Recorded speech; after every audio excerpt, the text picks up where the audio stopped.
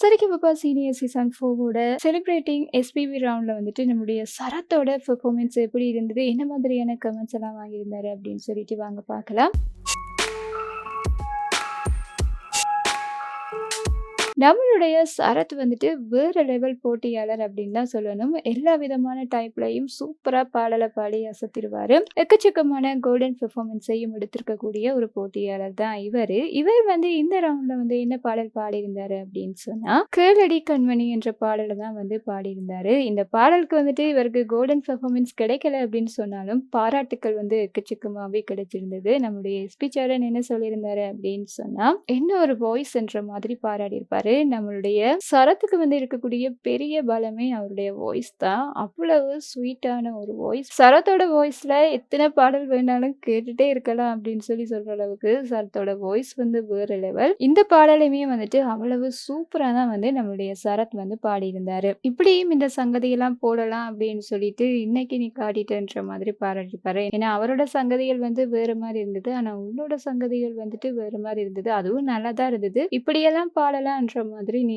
பாடி காட்டியிருக்கன்ற மாதிரி வந்து செமையா பாராட்டியிருப்பாரு. ஸ்ரீனி சாருமே வந்துட்டு அதத்தான் சொல்லியிருப்பாரு. கரெக்ட்டா நீங்க புடிச்சிட்டீங்க. நம்மளுடைய சரத்தோட வாய்ஸ்ல ஏதோ ஒண்ணு இருக்கு. கிரேட்டஸ்ட் வாய்ஸ் அப்படின்னு சொல்லியிருப்பாரு.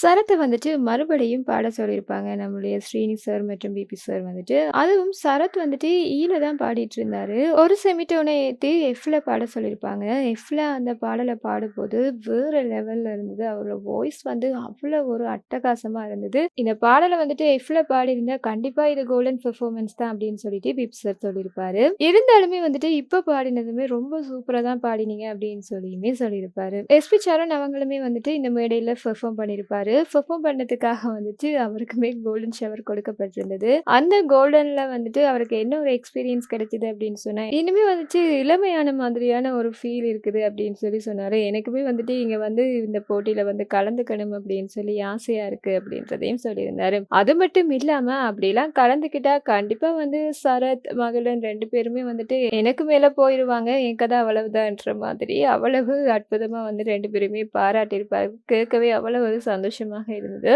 சரத்துக்கு வந்துட்டு டாப் 5க்குள்ள போறதுக்கான எல்லா தகுதியுமே இருக்குது. கண்டிப்பா சரத் வந்துட்டு போவாரு அப்படின்னு சொல்லி தான் நாங்களும் நினைச்சிட்டு இருக்கோம். நீங்க என்ன நினைச்சிட்டு இருக்கீங்கன்றத மறக்காம கமெண்ட்ல சொல்லிடுங்க. இந்த மாதிரியான விஷயங்கள தெரிஞ்சுக்கணும் அப்படின்னு சொன்னா இந்த சேனலோட இணைஞ்சிருங்க. மறக்காம சப்ஸ்கிரைபும் பண்ணிடுங்க.